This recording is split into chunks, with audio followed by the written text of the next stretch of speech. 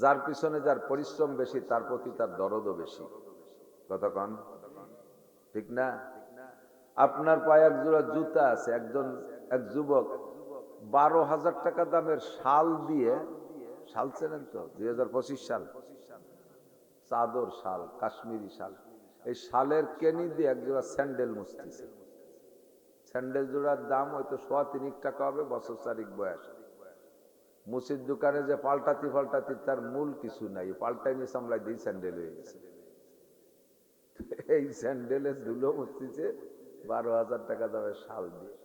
কি করিস কি, এমন স্যান্ডেল এমন শাল, শাল কার আর স্যান্ডেল কার? পায় স্যান্ডেল কিনছি আমি ভ্যান চালাই অনেক কষ্ট করে পয়সা কোথায়, শালটা দেশে আমার শ্বশুর, শাল দেশে শ্বশুর, শ্বশুর দিয়া শাল কিনতে তোর পয়সা লাগি নেই, ওর প্রতি মায়া নাই।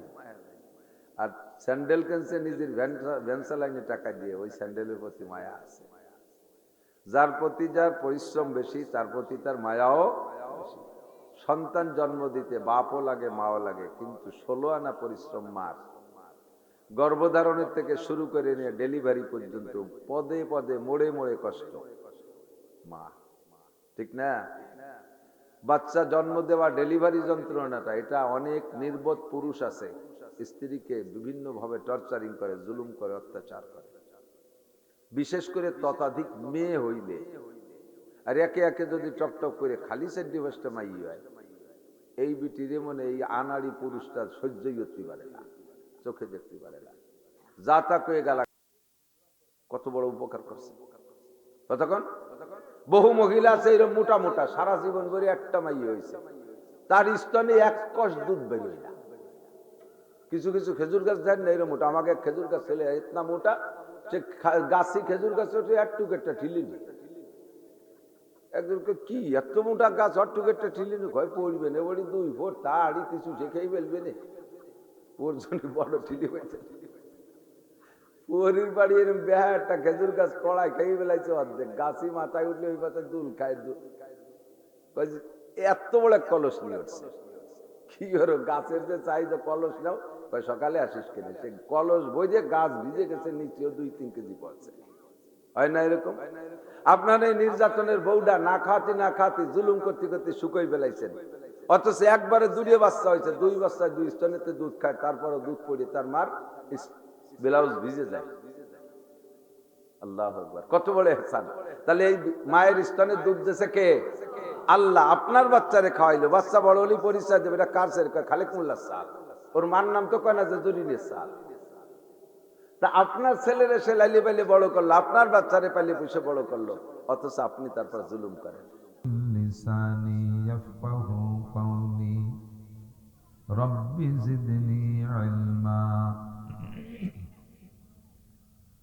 আল্লাহুম্মা বারিক লানা ফি রজব ওয়া শাবান ওয়া বাল্লিগনা রমাদান।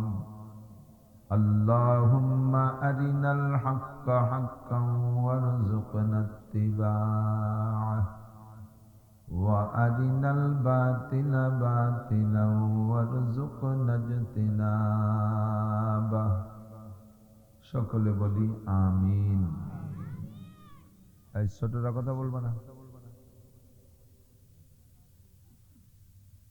মাহফিলের শেষ অধিবেশন, শেষে দোয়া হবে, দোয়ার আগেও পরে দুরূদ শরীফ পড়লে দোয়া কবুল হয়। আমরা একটু আগেই দুরূদ শরীফ পড়ে নেই।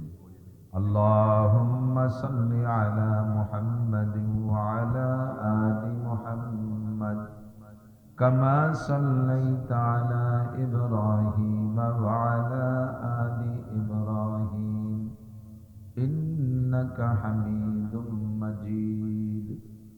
আল্লাহুম্মা বারিক আলা মুহাম্মাদিন ওয়া আলা আলি মুহাম্মাদ কামা বারাকতা আলা ইব্রাহিম ওয়া আলা আলি ইব্রাহিম ইন্নাকা হামিদুম মাজিদ।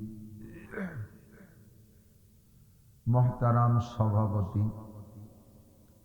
মাদ্রাসার সুযোগ্য সুদক্ষ সাহেবে ইলম, সাহেবে আমল, সাহেবে আমানত, সাহেবে তাকওয়া, সাহেবে ফিকির হযরত মুহতামিম সাহেব হুজুর, যোগ্য আসাতেজায়ে কেরাম, আজিজাম তুলাবা, মাহফিল উপলক্ষে মদউ উলামায়ে কেরাম, এ অঞ্চলের অন্যান্য উলামায়ে কেরাম, আইম্মায়ে মাসাজিদ, প্রাণপ্রিয় দেশবাসী, কনকনে শীতের রাত্রে আরামের বিছানা ফেলে রেখে জান্নাতের সুখ শান্তির আশায় জাহান্নামের প্রচণ্ড সাজা শাস্তিকে ভয় পেয়ে দুনিয়ার কিছুক্ষণের শীতের কষ্ট উপেক্ষা করে সওয়াবের আশায়, গুনার ভয়ে, হিদায়াতের আশায়, গুমরাহির ভয়ে, শিরিক ও কুফর মুক্ত ঈমান গড়ার লক্ষ্যে বিদআত মুক্ত সুন্নতি আমলের প্রশিক্ষণ দেওয়ার জন্য আল্লাহ পাক রব্বুল আলামিন আমাদেরকে মহব্বত করে এখানে ডেকে নিয়ে আসছেন। রব্বুল আলামিনের এই সুনিপুণ সুন্দর নির্বাচনে আমরা সাময়িক জান্নাতের বাগানের বাসিন্দা হতে পেরে, নির্বাচিত হতে পেরে শুকর আদায় করে নেই আলহামদুলিল্লাহ। আগে এক সময় মোটরসাইকেলে আসতাম, শুনছি নাকি এখানে আমি অনেকবার আসছি, কিন্তু আমার এই লোকেশন ভুলে গেছি। মাঝে কয়েক বছর আসা হয় না, আবারও আসতে সুযোগ পেয়েছি, আল্লাহ হায়াতে বাঁচায় রেখেছেন, আসছি আপনাদের কাছে। এতক্ষণ পর্যন্ত বয়ান করেছেন আমার অত্যন্ত স্নেহধন, আমার নাতি হযরত মাওলানা মুফতি ফুরকানুল ইসলাম সাহেব, আমার ভাগ্নির ছেলে, তার নানি আমার ফুফতো বোন, ব্যক্তি ছোট হলেও একেবারেও কম না। ফুরকানের নানা হলি তাহলে কি অবস্থা চিন্তা করতে পারেন। বয়স আমরা পাশাপাশি, বয়স কাছাকাছি, তো সুললিত কণ্ঠের অধিকারী, বাস্তাতান ফিল ইলমি ওয়াল জিসম, সকলকে আল্লাহ সব জিনিস দেয় না। যেমন কণ্ঠ সেরকম একটা বডি আল্লাহ তাআলা দিয়েছে। দীর্ঘক্ষণ পর্যন্ত আপনাদেরকে নিয়ে কোরআন হাদিসের আলোচনা করে মাদ্রাসার জন্য উন্নতি কল্পে, উন্নয়ন কল্পে যথেষ্ট কালেকশনও করেছেন, আপনারা দিয়েছেন। অবশেষে কিছুক্ষণ পর দোয়া হবে। আমার পাশে বসা আছেন আমাদের প্রাণ প্রিয় তারাইল ফুকরা মাদ্রাসার সুযোগ্য শাইখুল হাদিস ও মুহতামিম সাহেব। উনি আমাদের চেয়ে বয়সে অনেক জুনিয়র, ইলম ও ইস্তেদাদে অনেক উপরের মানুষ।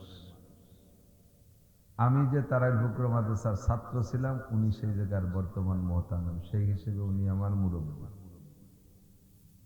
আবার উনি এই মাদ্রাসার ছাত্র ছিলেন বলে পরিচয় দিলেন, সেই হিসেবে মখলেস। আমি সেই মাদ্রাসায় ওয়াজ করছি অনেকবার। একজন যোগ্য মানুষ পাশে বসে থাকলে কথা বলতে সাহস লাগে, বড় আলেমরা পাশে থাকলে কথা বলতে মজা লাগে। মুতাকাল্লিমরা তা কাছে আইবে নাগিরাত সুখানার সালাহ না পাজিরাত, শেখ সাদি রহমতুল্লাহের গুলিস্তার মধ্যে বলেন, বক্তার বক্তব্যে যতক্ষণ পর্যন্ত ভুল না ধরে দেয় কেউ, ততক্ষণ পর্যন্ত তার বক্তব্য ভুলের উপরই চলতে থাকে। তো আমরা প্রসিদ্ধ হয়ে গেছি বিধায় অনেকেই সাহস করে আমাদের ভুলগুলো বলে দেয় না। ভুল হয় না তা না, সব না মানুষই ভুলের ঊর্ধ্বে কেউ না। আম্বিয়া আলাইহিমুস সালাম ছাড়া ভুলের ঊর্ধ্বে কেউ না। তো কাজেই বড় আলেম উলামা পাশে থাকলে একটা সাহস থাকে যে আজকে কোনো সহ হয়ে গেলে, ভুল হয়ে গেলে, ইমামের যদি ভুল হয়, মুসল্লিরা লোকমা দিলে, সৌসিজদা দিলে সমাধান হয়ে যায়। এজন্য বড় বড় উলামায়ে কেরামদের পাশে রেখে কথা বলতে খুব সাহস লাগে, ভালো লাগে। আমি আপনাদের কাছে জিজ্ঞাসা করি, দুনিয়ায় মানুষের মধ্যে মানুষে একে অপরকে ভালোবাসে, ভালোবাসারও ক্লাসিফিকেশন আছে, ভালোবাসারও পদ্ধতি আছে। কিছু বৈধ ভালোবাসা, কিছু অবৈধ ভালোবাসা। অবৈধ ভালোবাসার প্রশিক্ষণ দেয় অবৈধ যারা, তারা। যেমন সামনে আসতেছে 14ই ফেব্রুয়ারি, অবৈধ ভালোবাসার প্রশিক্ষণ দেওয়ার একটা সিজন। তো সেদিকে যাব না। ভালোবাসা, বৈধ ভালোবাসারও ক্লাসিফিকেশন আছে। স্বামী স্ত্রীর মধ্যে ভালোবাসা, মা বাবার মধ্যে ভালোবাসা, ভাই বোনের মধ্যে ভালোবাসা, আত্মীয় স্বজনের মধ্যে ভালোবাসা, দোস্ত বন্ধুদের মধ্যে ভালোবাসা, ঠিক না? একে অপরের মধ্যে ভালোবাসা, ক্লাস ফ্রেন্ড, বন্ধু বান্ধব, একসাথে লেখাপড়া করছে, তাদের মধ্যে একটা ভালোবাসা। তবলিগি একটা চিল্লে দিলেন, তবলিগি যা লোক আছেন নাকি? আছেন। তবলিগে একটা চিল্লে দিয়েছেন 12 পুরীর 12 জন, ফরিদপুর, রংপুর, দিনাজপুর, সৈয়দপুর, শরীয়তপুর, মাদারীপুর, এইভাবে 12 পুরীর 12 জন এক জামাত হইয়া চিল্লে দিয়ে যখন ফেরার সময় কাকরাইল আইসা পৃথক হয়ে যান, বিদায় নেন, তখন গলা জড়ায় ধরে কান্নাকাটি হয়, হয় না? একেবারে ভাই মরা শোকের মতো কান্নাকাটি। এটাও একটা ভালোবাসা। এমন করে একে অপরকে ভালোবাসে। কিন্তু দুনিয়ায় সবচেয়ে কে কাকে ভালোবাসে? মানুষের মধ্যে মা সন্তানকে সবচেয়ে ভালোবাসে।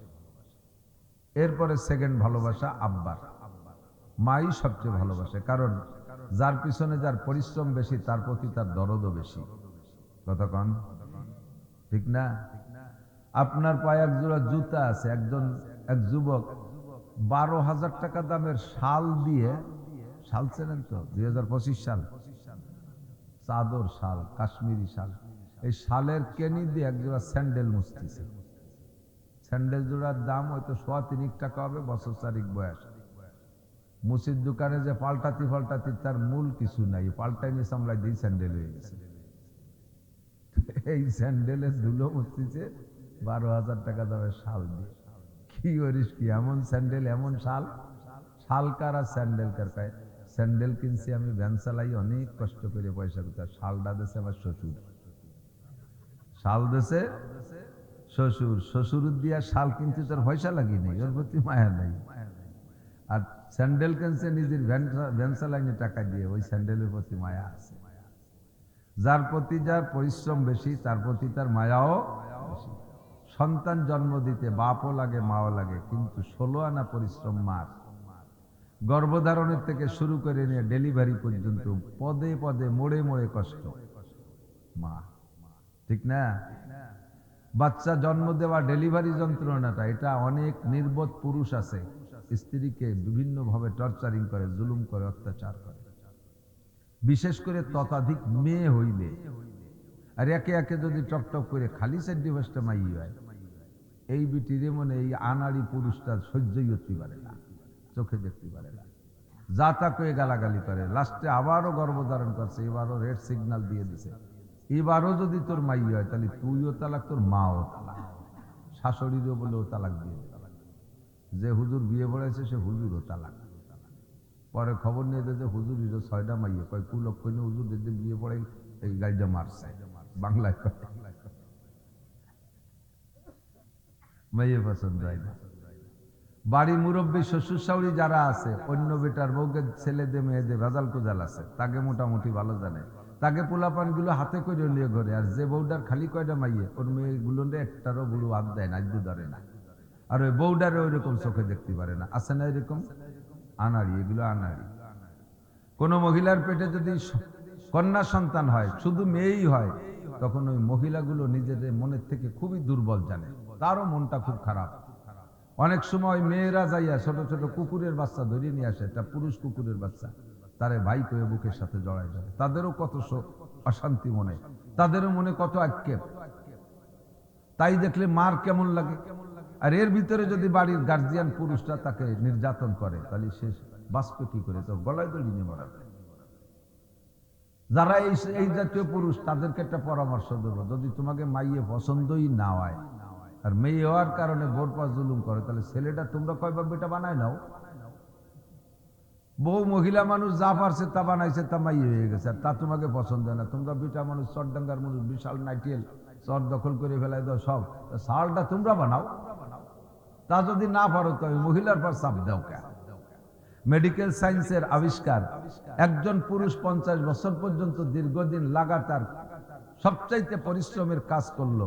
এই 50 বছরের কাজকে একত্রিত করলে যতটুক হবে পরিশ্রম, একজন মহিলা তার জীবনের প্রথম সন্তান নরমাল ডেলিভারি দিতে তার চেয়ে বেশি কষ্ট। মা তো মারাও যাচ্ছে, ডেলিভারি সময় মারা যাচ্ছে না। আপনি 50 বছর এই চরের উপর দিয়ে ইরিদান বড়দান কত কিছু লাগাই বেড়াইছেন, মরলেন না তো। আরো বিটি একটা বাচ্চা ডেলিভারি দিতে যে মারা গেল, তাহলে বোঝেন যে কি পরিমাণ পরিশ্রম হয়েছে তার। এরপরে ডেলিভারির পরের থেকে তো ভিন্ন কষ্ট। রাতভর বাপে ঘুমায় নাকটা নিয়ে, আর মহিলাটা বাচ্চারে পায়খানা পরিষ্কার, পেশাব পরিষ্কার, বিছানে ভিজে জায়গায় শুয়ে থাকলে নিউমোনিয়া হবে, রাতভর কাঁথা পাল্টাইতে, তাহলে তাকে সব কথা শেষ, সে ভিজে পেশাবের বিছানার মধ্যে নিজে পিঠ দিয়ে শুয়ে বাচ্চাটারে বুকির পর রাখে। বাপে তো এ কাম খুব একটা করে না। আরো যদি বাচ্চা বেশি বিরক্ত করে, বাপে মারে 2 থাপ্পড় দিয়ে, বাচ্চারা 2 গালি দিয়ে কয়, থাক তোরা ঘরের মধ্যে, আমি গোয়েল করে গেলাম। সে গোয়েল করে যে খেতা বিছায় শুয়ে থাকবে, তো শাল মেয়েদার থাকবে না। কিন্তু মাও যদি ওই সিদ্ধান্ত নিত, তাহলে আমরা কয়টা বাঁচতাম কন্ত? মাও যদি কয়, থাক তুই, আমি পারবো না তোরা পালতি, এই করে যদি বেড়ে যেত, বাঁচতাম? পরিশ্রম কার বেশি? 2.5 বছর দুধ চুষে খাইছি মায়ের থেকে। একজন বাচ্চা যদি শুধু মায়ের দুধের পর নির্ভর করে 2 বছর দুধ খায়, তাহলে সর্বনিম্ন 60 মণ দুধ খায়। কটুক? 60 মণ দুধ খায়। তো 60 মণ দুধ কেজি যদি এই বাজারে দুধের হিসেব করি, মার দুধের তো দাম দিয়ে সারা যাবে না, বাজারে দুধের হিসেবও যদি করেন, তাহলে 1 কেজি দুধের দাম কত? 80 টাকা নাকি? 80 টাকা। তাহলে 6 48, 4800 টাকা করে মন। 4800 টাকা করে মন, 60 মণ দুধের দাম কয় টাকা? একটু যোগ বিয়োগ করে হিসেব করে পান। বিটে বেশিও দুধ খায় পারা যেত না। এইরকম 6টা বাচ্চারে দুধ খাওয়াইছে। এই দুধের দায়িত্ব কিন্তু মার না। শুনে দেখেন মুফতি সাহেবের কাছে, দুধের দায়িত্ব মার না, দুধের দায়িত্ব বাপের। বাপ মায় শুধু বাচ্চা ডেলিভারি দিয়ে ছেড়ে দেবে, এবার তুমি জানতে পারো খায় বেড়াও। সেই দুধ 6টা বাচ্চারে দুধ খাওয়াইলো, প্রত্যেক বাচ্চার জন্য 60 মণ করে দুধ খাইছে। কত বড় উপকার করছে কতক্ষণ? বহু মহিলা আছে এরকম মোটা মোটা, সারা জীবন ধরে একটা মাই হয়েছে, তার স্তনে 1 কষ দুধ বেরোয় না। কিছু কিছু খেজুর গাছ দেন না এরকম মোটা। আমাকে খেজুর গাছ ছেলে ইতনা মোটা, সে গাছি খেজুর গাছ ওঠে একটুক একটা ঠিলিনি। একজনকে কি এত মোটা গাছ অট্টুক একটা ঠিলিনি, ভয় পড়বে না, বলি 2 ফুট তাড়ি কিছু শেখেই ফেলবে না, ওর জন্য বড় ঠিলি হয়েছে। পরির বাড়ি এরকম বেহা একটা খেজুর গাছ কড়াই খেয়ে ফেলাইছে অর্ধেক, গাছি মাথায় উঠলে ওই পাশে দুল খায়। এত বড় কলস নিয়ে উঠছে, কি করো? গাছের যে চাহিদা, কলস নাও, সকালে আসিস কিনে, সে কলস বই যে গাছ ভিজে গেছে, নিচেও 2-3 কেজি পড়ছে। হয় না এরকম? আপনার এই নির্যাতনের বউডা না খাতে জুলুম করতে করতে শুকোই ফেলাইছেন, অথচ একবারে 2 বাচ্চা হয়েছে, 2 বাচ্চায় 2 স্তনেতে দুধ খায়, তারপরও দুধ পড়ে তার মার ব্লাউজ ভিজে যায়। আল্লাহু আকবার, কত বড় ইহসান! তাহলে এই মায়ের স্তনে দুধ দিয়েছে কে? আল্লাহ। আপনার বাচ্চারে খাওয়াইলো, বাচ্চা বড় হলে পরিচয় দেবে, এটা কার ছেলে? খালেক মোল্লার সাল। ওর মার নাম তো কয় না যে জরিনের সাল। তা আপনার ছেলের এসে লাইলে পাইলে বড় করলো, আপনার বাচ্চারে পাইলে পুষে বড় করলো, অথচ আপনি তারপর জুলুম করেন। এই জন্য খুব সতর্ক থাকতে হবে। এই পাশে কথা কয় না, মহিলারা নেই, মহিলারা ছাড়া তো কথা বলার কথা না। ও এত ছোট বাচ্চা, 2 গ্রুপই করে। অনেক মহিলা এক জায়গায় হলি পরা 3 বিটি জানে কলকাতা সে আনে। এত মহিলা তো এক জায়গায় হয় নাই কোনোদিন। এই বসে বসে বারকার কার ছায়া কেমন, ব্লাউজ কেমন, বোরকা কেমন, ওন্না কেমন, 3 পিস কেমন, চুরি কেমন, কানেরটা কেমন, এই দড়ি দরবার অতি সে নাসিরুজুর রস করলো কর্নে রে, তাও টের ভাই। কথা কম কবেন, শুনবেন বেশি, বুঝবেন বেশি। তো কি বলছি, সব মিলে বোঝা গেল মাই কষ্ট করছে সন্তানের পিছনে বেশি, ঠিক না? কাঁথা কাপড় ধোয় মায়, গুমুত সাফ করে মায়, ভাত কম আছে বাপরে পেট ভরে খাওয়াই দিয়ে, সন্তানদের খাওয়াই দিয়ে, কম খাইলে কিনা খায়? কথা কন না, কিনা খায়? আমার মা মারা গেছে শনিবারে, আমার ছোটবেলার সব কষ্টের কথা মনে পড়তেছে এখন এক একটা করে। আল্লাহু আকবার। দুপুর সকালবেলা খাইতাম 2 রুটি, অথবা কোনোদিন পান্তা ভাত। পান্তা ভাত তো সব দিন থাকতো না, রুটি হতো বেশি। আমাকে ছোটবেলায় তো গরিবরা রুটি খেত, বড় লোকরা ভাত খেত, ঠিক না? আর বড় লোকরা রুটি খায়, গরিবরা আল্লাহর রহমতে ভাত খায়। আমার বাড়ির দ্বারা হয়ে গেছে, দিন ভরে বিক্রি দিয়ে চাল বেশি হয়। তো কয়েকদিন বেচার পরে আমি বললাম যে চাচা বিক্রি করেন তো চাউল খাওয়ার জন্য, তা বেশি ফেলেন, তা কি খান? কেমন হয় 12 ভেজালি চাল খাওয়া যায় না, হইলিও 12 ভেজালি চাল খায়। তা আপনি চাল বেশি কি খান? কয় যে বেশিরভাগ পাইজাম খাই, মাঝে মাঝে বাসমতিও খাই। আর আমাকে ছোটবেলায় মুরব্বীরা সাক্ষী দেন, স্বাধীনের পরে যে অভাব গেছে যুদ্ধের পরে, সেই অভাবের সময় কি খাইছেন? এত সাথে পান্তা ভাত, গলা ডিশ পানি, কাঁচামরিচের পিঁয়াজ দিয়ে মাই দিয়ে গড় গড় করে চুমুক দিয়ে খাইয়ে মাঠে গেছেন, খেত খামারে গেছেন, স্কুলে গেছেন, ঠিক না? আর এখন সে পান্তা ভাত গরুরে দিল, আমার বাড়িও গরু আছে, গরুরে বালতি করে পান্তা ভাত দিছি। কোনোদিন যদি একটু টক হয়ে গেছে, এক চুমুক খায় গাড় গাড় করে ডেক সাইডে কাকি অ্যান্টাসিড আছে নি, সুরি কয় যেমন অ্যান্টাসিড। সেই অভাবের সময় সকালবেলা 4টে পান্তা ভাত অথবা 2 রুটি, দুপুরবেলা ভাত রান্না করতো মা। দুপুরবেলা একটু জোরাজুরি করে 4টে খাইতাম, কাজে কুজে অনেকগুলো ভাই বোন, 11টা ভাই বোন আমরা। আব্বা একা, সামান্য জমি খেত কিচ্ছু নাই, বাকি বর্গা করে খায়। তো তার ভিতর দিয়ে হাড়ির কে নিতে 4টে ভাত থাকতো। রাতের বেলা মা কইতো আব্বার জন্য 4টে বেশি থুতো, আর আমাকে কত যে তোরা কয় ভাই বোন ডিসির মধ্যে মাখাই নেলা নেলা ভাগ করে খা।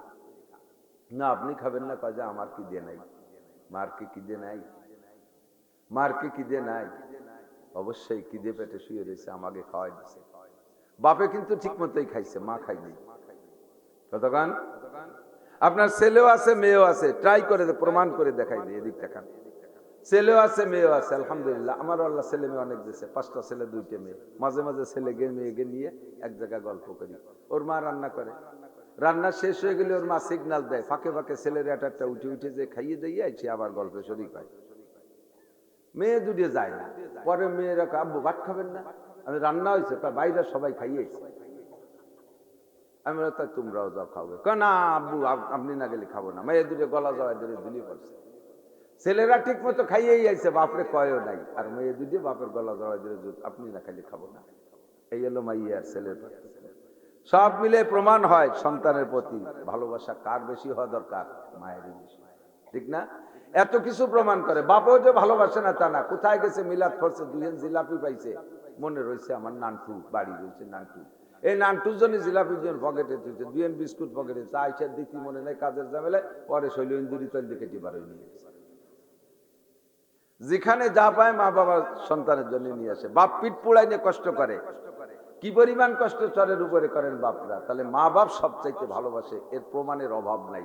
রাতভর বললেও শেষ হবে না, কতক্ষণ ঠিক না? মা বাপের চাইতেও ভালোবাসা কার বেশি? এটুকান কার? আল্লাহর চাইতে আর ভালোবাসা কে বেশি? দুনিয়ার সর্বসেরা মা, যে মা সন্তান ছাড়া কিছু বোঝে না, যে মা সবচাইতে সন্তানকে ভালোবাসে, সারা বিশ্ব বাছাই করে একটা মা এমন, যেই মায়ের তুলনা আর কোনো মা নাই। এমন মায়ের মধ্যে সন্তানের প্রতি যেই ভালোবাসা, তার চাইতে 100 গুণ বেশি বান্দার প্রতি আল্লাহর ভালোবাসা।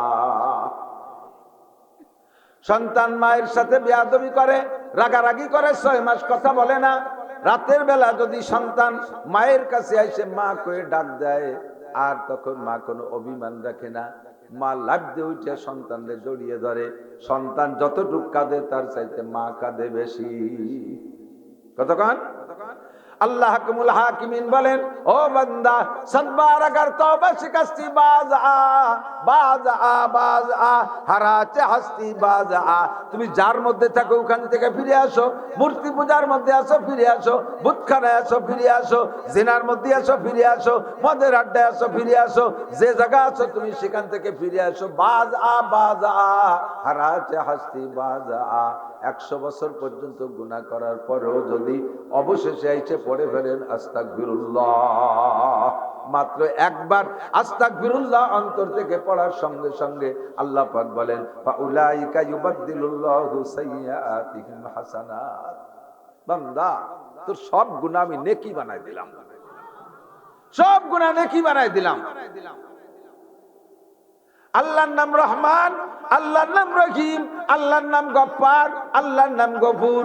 গফুর আর গফফার, রহিম আর রহমান, এই নামের ওসিলায় আল্লাহ পাক বান্দার প্রতি মায়া সম্পূর্ণ ঢেলে দিয়ে প্রমাণ করে, বান্দা জীবন ভরে যত অন্যায় করো আমি তাৎক্ষণিকভাবে কিছু কই না। ও আমার যুবক ভাইরা, আমার দিক তাকাও, আমার মুরব্বী বাবারা তাকান। আল্লাহু আকবার। এই জমিনে আল্লাহর হুকুম আমরা কয়টা পালন করি, আর আল্লাহর কোন নিয়ামত আমরা ব্যবহার করি না, কোন নিয়ামত ব্যবহার করি না। সূরা আর রহমান বলে আল্লাহ পাক নিয়ামত উচ্চারণ করে করে আমাদেরকে খোঁটা দিয়ে বলেন, ফাবিআইয়ি আলাই রাব্বিকুমা তুকাজ্জিবান। কোনটিকে তুমি বলিবে মিথ্যায় যে বিশ্বপতির দান। ফাবিআইয়ি আলাই রাব্বিকুমা তুকাজ্জিবান। সূর্য দিয়ে আমাদের আলো দিচ্ছেন, নাফরমানি করি আমরা সূর্যের সাথে, আল্লাহর সাথে নাফরমানি করি। আল্লাহ সূর্য উদয় বন্ধ করতেছেন না, চন্দ্র আমাদেরকে আলো দিচ্ছে, এটা আল্লাহর নিয়ামত। অবিরাম আমাদের বিনা পয়সায় অক্সিজেন সাপ্লাই দিচ্ছে। কৃত্রিম কৃত্রিম অক্সিজেন, আইসিইউতে গিয়ে অক্সিজেন ব্যবহার করতে গেলে ঘন্টায় 2000 টাকা বিল দেওয়া লাগে, 24 ঘন্টায় 48,000 টাকা বিল আসে। আমরা দৈনন্দিন কি পরিমাণ 24 ঘন্টা অক্সিজেন ব্যবহার করি, একটা টাকা আল্লাহকে বিল দেওয়া লাগে না। নামাজ পড়ি না, রোজা রাখি না, হজ করি না, যাকাত দেই না, নাক দিয়ে গুনাহ করি, চোখ দিয়ে গুনাহ করি, কান দিয়ে গুনাহ করি, মুখ দিয়ে গুনাহ করি, অঙ্গ প্রত্যঙ্গ দিয়ে হাজার হাজার গুনাহ করি, এরপরও আল্লাহ পাক আমাদের থেকে কোনো নিয়ামত বন্ধ করে দিচ্ছেন না। কথা বলেন ঠিক কি ঠিক না? ও বান্দা, সব কিছু প্রমাণ করে আমি তোমাকে ভালোবাসি। যে যারে ভালোবাসে সে তার ভুল চুক গুলো গোপন করে। কথা কন। গোপালগঞ্জ কোট মসজিদ মাদ্রাসার পুরাতন খতিব ছিলেন হযরত মাওলানা আব্দুল ওহাব সাহেব রহমাতুল্লাহ আলাইহি, কুমিল্লা বাড়ি। ছোটবেলায় হুজুর বয়ান করতেন, আমরা তখন শ্রোতা, হুজুরের বয়ান শোনার জন্য পাগল হয়ে যাইতাম। অনেক সুন্দর কথা বলতেন হুজুর, উর্দু যে বাংলা যে ফার্সি যে মিলেয়া একটা শের পড়তেন, কয় দোস্ত আগার আজ্ঞে দিলে গন্ধ না বাসাদ, দোস্ত আগার লাইতে দিলে দুঃখ না বাসাদ। দোস্ত যদি পায়খানাও করে তাতে গন্ধ মনে হয় না, আর দোস্ত যদি লাথিও দেয় সেই লাথিতে দুঃখ মনে হয় না। বন্ধুর ভিতরে বন্ধুর সম্পর্ক থাকলে এরকমই হয়, ঠিক কিনা? আল্লাহ পাক আমাদেরকে ভালোবাসেন, মোহাব্বত করেন, বন্ধু বানাইছেন বিদায়। ও যুবক, পাগলামি করিস না, সেদরামি করিস না, আমার দিক তাকা। আল্লাহ আমারে তোমারে ভালোবাসে বিদায় কত নাফরমানি করো, আল্লাহ তোমার ঠ্যাং খান ভেঙে দেয় না। জানি যাত্রা করো, সাকাজির গান শুনতে যাও, আর ওই বাউল ফাউল গান শুনতে যাও, কত নোংরার আড্ডায় যাও। আল্লাহ তোমারে ভালোবাসে বিদায় তোমার এই দোষগুলো গোপন রাখে। আল্লাহর 99টা নামের মধ্যে একটা নাম হলো সত্তার। সত্তার মানে গোপনকারী। ওই নাম যদি আমার আল্লাহর না থাকতো, ওই গুণ যদি আল্লাহর আমার আল্লাহর না থাকতো, তাহলে আমরা আপনারা সমাজে মুখ দেখাইতে পারতাম না। সাবালেক থেকে নিয়ে উপরে যাদের বয়স, এদিকে দিক, সাবালেক থেকে নিয়ে উপরে যাদের বয়স, এনিম্যান এভরিবডি, আমি চ্যালেঞ্জ করে বলতে পারি প্রত্যেকটা মানুষের ভিতরে এমন এমন অপরাধ করা আছে, যেই অপরাধ যদি সমাজে প্রকাশ পাইতো, সম্মান নিয়ে, মুখ নিয়ে, ইজ্জত নিয়ে সমাজের রাস্তা দিয়ে হাঁটতে পারতেন না। আল্লাহ কামুল হাকিমিন গোপন করে রেখেছে বিদায় সম্মানের সাথে আমি মাওলানা নাসির স্টেজে আসি, আর এক হুজুর স্টেজে আসে। আপনারা মাঠে ময়দানে ঘুরে বেড়াচ্ছেন, আল্লাহ সত্তার নামের ওসিলায় আমাদের সব দোষকে গোপন করে রেখেছে। কতক্ষণ দোস্ত যদি পায়খানা করে তবুও গন্ধ হয় না, দোস্তর লাথিতেও কষ্ট হয় না। আল্লাহ পাক বলেন, রাতভর দিনভর জীবন ভরে যদি তুমি এ বিষয়ে আলোচনা করো, তোমার আলোচনা শেষ হবে না। কারণ আমার নেয়ামত সংখ্যা, ওয়াইন তাউদ্দু নিয়ামাতাল্লাহি লা তুহসুহা, সারা দুনিয়ার সমস্ত মানুষ ঐক্য হয়ে যদি আমার নেয়ামত রাজি গণনা করার চেষ্টা করো, তোমাদের হায়াত শেষ হয়ে যাবে। আমার নেয়ামত, আমার ইহসান, আমার অনুগ্রহ, আমার দয়ার হিসাব করে তুমি শেষ করতে পারবা না। সব মিলে প্রমাণ করে আমি তোমাদেরকে ভালোবাসি, ঠিক কিনা? এবার আল্লাহ পাক বলেন, আমি যে তোমারে ভালোবাসি তার প্রমাণ তো তুমি কিছু হলেও বুঝলে। এবার ইন কুনতুম তুহিব্বুনাল্লাহ, নবীকে আল্লাহ বলতেছেন, দোস্ত আপনি আপনার উম্মতের কাছে জিজ্ঞেস করেন, আমি তো ভালোবাসা সব ঢেলে দিছি, আমি তারে সব কিছু দিয়ে লালন পালন করি, তার বডিটা বানাইতে কোটি কোটি টাকার পার্সপাতি আমি সেট করে দিয়েছি। দুটো চোখের কত দাম, দুইটা কিডনির কত দাম, যদি স্টক করেন, যদি হার্ট ব্লক হয়ে যায়, 4টে রিং লাগাইতে গেলে 4-5 লাখ টাকা, দুটো বাল্বের দাম 16-18 লাখ টাকা, দুটো কিডনির দাম 30 লাখ টাকা, হার্ট আর লাংসের কত দাম, একজন সুস্থ মানুষের মাথার মধ্যে যে মগজ আছে, ঘিলুটুক আছে, এইটুকির দাম 40,000 কোটি টাকা। এত এত কোটি কোটি টাকার অঙ্গ দিয়ে তোমারে আমি বানাইছি, সবই প্রমাণ করে আমি তোমাকে ভালোবাসি। এবার তুমি কি আমাকে ভালোবাসতে চাও? তুমি কি আমাকে ভালোবাসো? দুইজনে ভালোবাসা যদি গড়তে হয়, দুই দলের একই রকম অগ্রসর হতে হয়। কতক্ষণ নইলে ভালোবাসার বিস্ফোরণ ঘটে না। ভালোবাসার তো একটা বিস্ফোরণ আছে, লাস্টে যে একটা রেজাল্ট আউট হয়। দুইজনের সাথে ফোন করা করি করে প্রেম করে, প্রেমের কি মুখ গল্পের নাম প্রেম না, এর একটা শেষ রেজাল্ট আছে। কতক্ষণ ছেলেরা মেয়েকে কাছে ফোন দেয়, যদি মেয়ে তো যদি সেটা গ্রান্ট না করে, তাহলে মেয়েরা ফোনের জবাব দেয় কি? মোটা মোটা গালি দিয়ে কয়, তুই আমার সাথে কথা না, তোর মার সাথে গল্প করিস, এই সব তো কয়। তার মানে উনি আগে চাচ্ছে না। এই জায়গায় একতরফা ভালোবাসায় কোনোদিন ভালোবাসা হয় না। আল্লাহ কয়, আমি তো সব কিছু দিয়ে ভালোবাসা ঢেলে দিছি, এবার তুমি যদি আমারে ভালোবাসো তাহলে একটা রেজাল্ট আছে, তাহলে একটা বিস্ফোরণ আছে, তার একটা প্রতিদান আছে। বলবো এবার আল্লাহ কয়, জিজ্ঞেস করো নাসির, বান্দারা কি আমারে ভালোবাসতে চায়? কি বলেন, ভালোবাসতে চান? ইন কুনতুম তুহিব্বুনাল্লাহ, আল্লাহকে যদি তোমরা আমাকে ভালোবাসতে চাও তাহলে বলো। আমরা বললাম জি আল্লাহ ভালোবাসতে চাই। প্রতিদানের বিস্ফোরণটা কি হবে কও, এর ফলাফল কি দাঁড়াবে কও। আল্লাহ কয় 1 নম্বরে ইউহিব্বুকা ইউহিব্বুকুম ইউহিব্বুলাকুম, কি কয় কুল ইন কুনতুম তুহিব্বুনাল্লাহ ফাত্তাবিউনি ইউহিব্বুকুমুল্লাহ। 1 নম্বরে আমার যত ভালোবাসা আছে সবটুক তোমার জন্য ঢেলে দেব। বলবেন সুবহানাল্লাহ? টের পাচ্ছেন না? একটু সামনে চলেন। ওয়াজ করা হলো গাই দোয়ানোর মতো, দড়ি বান ধরে টান দিলে দুধ বেরোয় না, বা সূর্য খানি ফানাতে যায়। তো শুরুর কথাগুলো সেই জাতীয়। দুধ দোয়াবো শেষে যাই, দোয়াতে শেষে না। দোয়ানোর সময় যদি বালতি ছড়াই নিয়ে যান তাহলে কি দুধ বাড়ি যাবে না? শেষ পর্যন্ত বালতি বাইতে রাখতে। জি আল্লাহ তোমারে ভালোবাসতে চাইছে সবাই, তুমি এর প্রতিদান কি দিবা কও। 1 নম্বর প্রতিদান হলো আমি আমার যত ভালোবাসা আছে সব তোমাকে ঢেলে দেব। তাতে কি হবে? তাই 1 নম্বর এই ভালোবাসা ঢেলে দেওয়ার কারণে তোমার জন্য যেগুলো আমার পক্ষ থেকে বরাদ্দ, 1 নম্বরে ইয়াগফির লাকুম যুনুবাকুম। জামবুন মানে গুনাহ, একটা গুনাহ মাফ করে দেব। যদি কয় জামবুন, ইয়াগফির লাকুম জামবাকুম, তোমার গুনাহ একটা গুনাহ মাফ করে। জামবুনের বহু বচন জমা হলো বহু বচন জুনুব। ইয়াগফির লাকুম যুনুবাকুম, তোমার জীবনে যত গুনাহ করেছো, যত গুনাহ করেছো, গুনার সংখ্যা যদি হয় কাদাদি আওরাকিল আশজার, পৃথিবীতে যত গাছ আছে, গাছে যত পাতা আছে, এত সংখ্যা যদি গুনাহ হয় কাদাদি রমালিল আদ, সারা দুনিয়ায় যত বালু আছে এত সংখ্যা যদি গুনাহ হয় একজন মানুষের, কাদাদি জাবাদিল বাহার, সারা দুনিয়ায় যত পানিতে যত কণা আছে, বুদবুদি আছে, এই কণা সংখ্যা পরিমাণও যদি তোমার গুনাহ হয়, অবশেষে বলা হয় গাছের পাতা সংখ্যা, বালুক সংখ্যা, বালু কণার সংখ্যা আর পানির কণার সংখ্যা, তিনটে মিলে যত সংখ্যা হবে, এক একজন মানুষের আমল নামায় যদি এত গুনাহ হয়, আল্লাহ পাক বলেন ইযআব লাহুল আযাবু ইয়াউমাল কিয়ামাতি ওয়া ইয়াকলুদ ফীহি মুহানা ইল্লা মান তাবা ওয়া আমানা ওয়া আমিলা আমালান সালিহা ফাউলাইকা ইউবাদদিলুল্লাহু সাইয়্যাতিহিম হাসানাত। মাত্র অন্তর থেকে 3 বার পড়বা আজকে রাতে বিছানায় পিঠ দিয়ে, ডান কাত হয়ে শুইয়া হাতের নিচে হাতটা গালের নিচে দিয়ে, ডান কাত হয়ে শুইয়া ডান হাতটা কানের নিচে গালের নিচে দিয়ে। এ যুবক আমার দিক, গুনাহ করেন নাই কেউ? মনে হয় না সেরকম। এত সুন্দর অফার, সে সময় যদি হাসাহাসি তাহলে কিসির ভয়? কি তো মনে হয় যেন গুনাহ করেন নাই। আমার গুনাহ প্রচুর, এই জন্য আমি গুনার আলোচনা জানিয়েছি। ডান কাত হয়ে শুয়ে আজকে রাত্রে বিছানায় যাইয়া অন্তর থেকে বলবেন আস্তাগফিরুল্লাহ, বলবেন আস্তাগফিরুল্লাহ আল্লাযী, আস্তাগফিরুল্লাহ আল্লাযী। হাদিসে যে তওবাটা যে ভাষায় আছে আমি সেই ভাষা বলতেছি, মিশকাত শরীফের মধ্যে আছে আস্তাগফিরুল্লাহ আল্লাযী লা ইলাহা ইল্লা হুয়াল হাইয়ুল কাইয়্যুম ওয়া আতুবু ইলাইহি। মুখে পড়বেন আর অন্তরে বলবেন ও অন্তর, আজকের ঘুম কিন্তু তোমার জীবনের শেষ ঘুম হতে পারে। আল্লাহ তাআলা যে আল্লাহ 6-8 ঘন্টা মেরে রাখার পরে আবার বাঁচায় দিতে পারছেন, ওই আল্লাহ স্থায়ী মরণ দেওয়ার পরে হাসরের মাঠে আমাকে উঠাইতে পারবে কি পারবে না? জোরে বলেন পারবে কি পারবে না? আল্লাহু আকবার।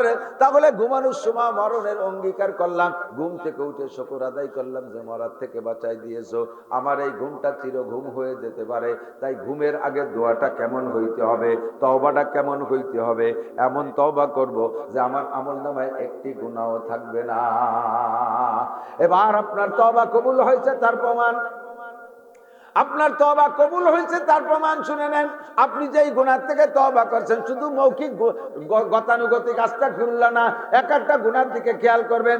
আল্লাহ নবী পাক বলেছেন, উলামায়ে কেরামের কাছে শুনেছি, তামুতুনা কামা তাহয়াউন ওয়া তুশরুনা কামা তামুতুন। তোমার জীবন যাপন যেমন হবে মরণ তোমার তেমন হবে, আবার জীবন যাপন যেমন হবে মরণ তোমার তেমন হবে। আবার বলি জীবন যাপন যেমন হবে মরণ তোমার তেমন হবে, আর মরণ তোমার যেমন হবে হাসরে মাঠে উঠাও তোমার তেমন হবে, দাড়ি টুপি পাগড়ি অবস্থায় জীবন যাপন, মরণ তোমার সেইভাবে হবে।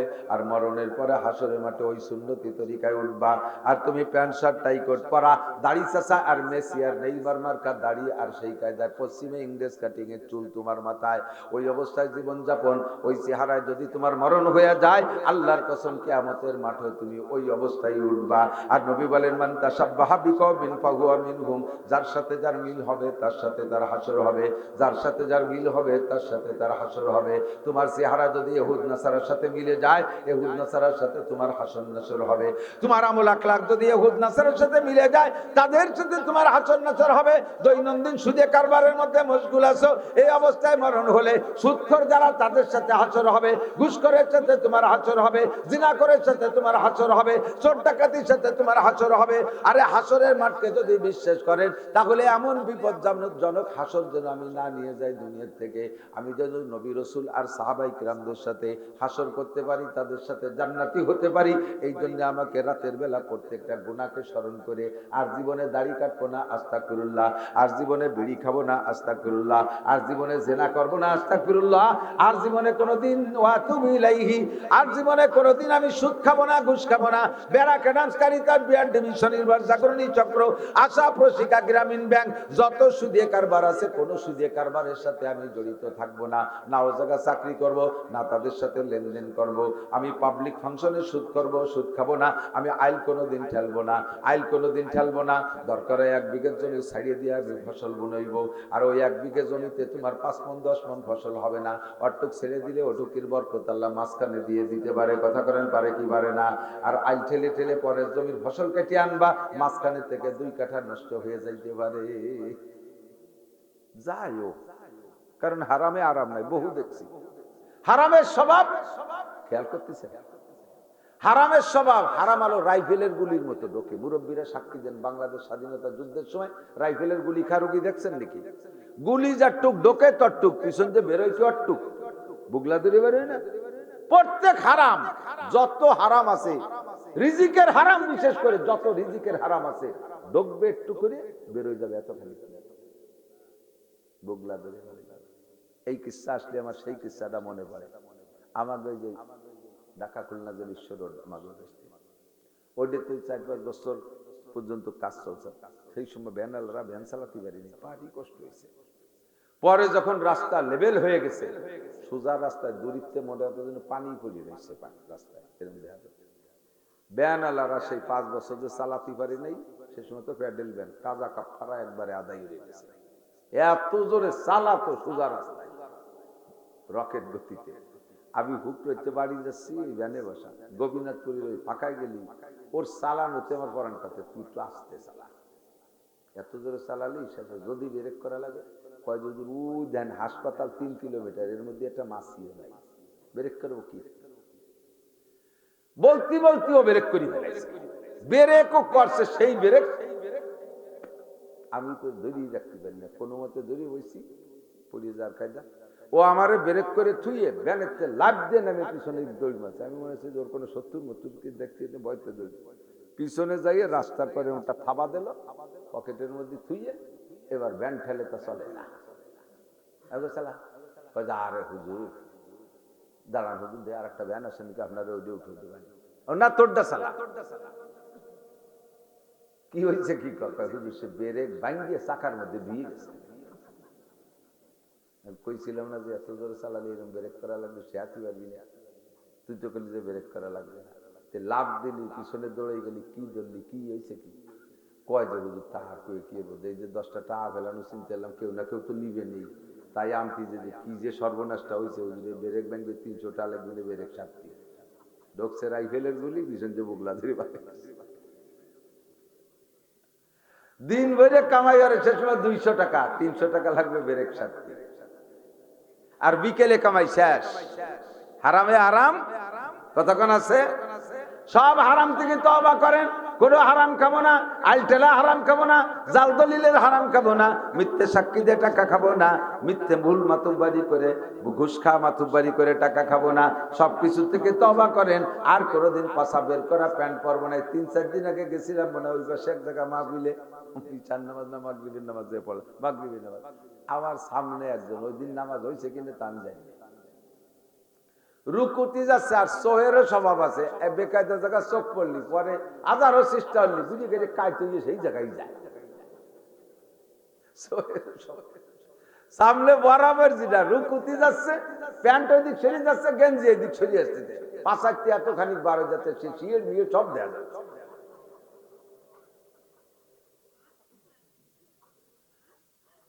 প্রত্যেক রুকু প্রত্যেক সিজদায় এই অ্যাক্সিডেন্ট। লজ্জা শরম কিছু নাই, মাঝে মাঝে একটু গেঞ্জিরে টানিতে গেড়ে থায় নাকি, রুকুর সময় নাই এক আধ দিয়ে টানলে, সিজদা তো আর এক আধ দিয়ে দেওয়া যায়, সে সময় কি মানে এই সময় বার হয়ে যাচ্ছে। সব কিছু থেকে তওবা করো, আস্তাগফিরুল্লাহ আস্তাগফিরুল্লাহ, অন্তর থেকে 3 বার গুনাহগুলোকে স্মরণ করে এই গুনাহ কোনোদিন করব না। আপনার তওবা কবুল হয়েছে তার প্রমাণ কি? যেই গুনাহ থেকে তওবা করছেন মরার আগে যদি সেই গুনাহ আর কোনোদিন না করেন তাহলে বুঝবেন তওবা কবুল হয়েছে। আপনার স্বভাব আর চরিত্র যদি আল্লাহ তাআলা পরিবর্তন করে দেয়, পরিবর্তন করে নিতে পারেন এই তওবার পরে। ওয়া আমিলা সালিহা, তওবার পরে আবার নেক আমল করবেন, বদ আমল সাইডে দিয়ে নেক আমলের দিকে যাবেন, তাহলেই আল্লাহ পাক বলেন ফাউলাইকা ইউবাদদিলুল্লাহু সাইয়্যাতিহিম হাসানাত। উলামায়ে কিরাম জানে, আপনারা শিক্ষিত হলো জানেন, আপনাদের কাছে চর্বিত চর্বণ হতে পারে, তারপরও না বলে পারছি না। হাজ্জাজ ইবনে ইউসুফ নামে একজন জালেম বাদশা ছিল, নাম শুনছেন তো? হাজ্জাজ ইবনে ইউসুফ নামে মুসলমান, কিন্তু রাষ্ট্র পরিচালনার ক্ষেত্রে জুলুম অত্যাচার ধর্মের উপরই বেশি আঘাত করছে হাজ্জাজ ইবনে ইউসুফ। আল্লাহ এ গেছে হজ করতে, কাবাঘর তওয়াফ করতেছে। তো আমাদের দেশে এরকম হাজ্জাজ ইবনে ইউসুফ মেলা আছে। সুদ, ঘুষ, মাগিবাজি, ফাঁকিবাজি, লম্পট, লুচ্চ, বদমাইশ, মদ, গাঁজা, হেবা, ফেন্সিলিন, হিরোইন, মিরোইন খাইয়ে টোন মোর খাল রাস্তা ব্রিজ কালভার্ট মারিয়ে খাইয়ে টাকা সব নিয়ে কানাডারে বিল্ডিং বানাই দিয়ে, চৌকালাডারা কিছু দেখে না, সব বিল্ডিং কানাডা বানাইছে। কানাডা আছে না, দেশের নাম কানাডা, বেগম পাড়া। সুবহানাল্লাহ।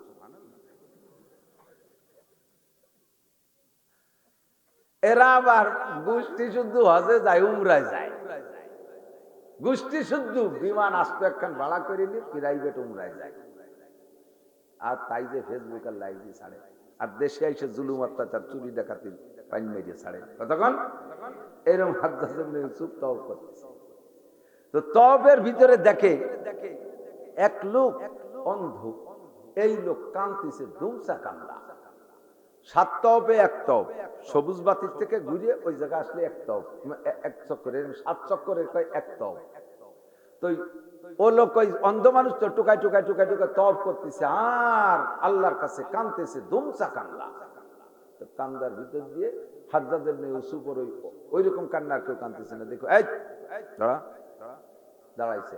একাদিশ কি হয়েছে? একাদিশ কয় বছর পর্যন্ত হজে আসি, উমরায় আসি, আমার দুটো চোখ নাই, আমার এই চোখ দিয়ে মারে দেখতে পেলাম না, আব্বারে দেখতে পেলাম না, আল্লাহর দুনিয়ার এত সৌন্দর্য দেখতে পেলাম না, কিছু আমার দেখার দরকার নেই, আমি আল্লাহর কাবাঘর দ্বারা চোখ দিয়ে দেখতে পারলাম না, আমার এই চোখের অশান্তি, আমার এই অন্ধত্বের অশান্তিতে আমি কাঁদি, আল্লাহর কাছে আমি চোখ চাই।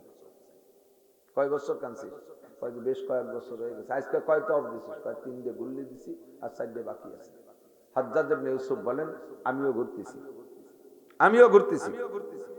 আর 4 তওব বাকি আছে। এই 4 তওব ঘুরার পরে যদি তোর চোখ না খোলে তাহলে তোর এই জায়গা জবই দেবো কাবাঘরে। 4 তওব বাকি আছে, এই 4 তওব ঘুরতে ঘুরতে যদি আল্লাহর কাছ থেকে তোর চোখ খুলাইতে না পারিস তাহলে তোর এই জায়গা জবই দেবো। আর আমি আসি পলায়ও সাইডে যেতে পারছি না, আসি লোক লাগাই যাচ্ছি। এখন কাঁদতেছি, কান্তি কান্তি কান্তি কান্তি 7 তওব যখন পুড়িয়ে গেছে, 7ম তওবে সবুজ বাতির কাছে আসলে তার চোখ খুলে গেছে। হাজ্জাজ ইবনে ইউসুফের কাছে আসছে, মালিক আমার চোখ খুলে গেছে। কয় কতদিন এই কাবা ঘরের দরজায় তওব করিস আর কাঁদিস? কয় 5-7 বছর পর্যন্ত আসি, আর কতবার যে কাঁদলাম আমার চোখ খুললো না। আজকে কেন চোখ খুললো তা কি জানিস? এতদিন যে কাঁদছিস সেই কাদার ভিতরে এক ধরনের টান ছিল, এক ধরনের তওবা ছিল। আজকে যে কাঁদছিস এই কানটা ছিল তোর জীবন মরণ কান্না। কারণ এই সাইড তওবের মধ্যে যদি চোখ না খোলে তাহলে তুই জবাই হয়ে যাবি। এই জন্য জীবনের তাগিদে আল্লাহর কাছে সেইভাবে শেষবারের মতো কাঁদছিস, ও আল্লাহ যদি আজকে চোখ না খুলে দে আমার জীবনটা থাকবে না। এইরকম তওবা করছিস, এরকম কাঁদছিস বিদায় আল্লাহ পাক চোখ খুইলা দেছে। আমার আপনার জীবনে অনেক বিষয় মুনাজাত করেছি, কোন বিষয় আল্লাহ কবুল করে না। কেন করে না? কত যে কান্নাম, ওই রকম কাঁদা হয় নাই, ওই রকম কান্না করা হয় নাই। যেই কান্নার কারণে নিজের জীবনের প্রতি নিজের জীবনের ভয় ছিল, যেই কান্নার ভিতর দিয়ে ওই কান্নার কারণে চোখ খুলছে। তোমারও জীবনে যত চাহিদা আছে, কাদার সময় তুমি এমন এমন অভিনয় করিয়া এমন আবেগ নিয়ে কাঁদো, তোমারও সব চাহিদা আল্লাহ পূরণ করবে।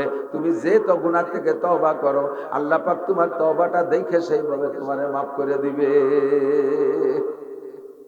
কতক্ষণ? আল্লাহু আকবার। তাহলে কি বলছি?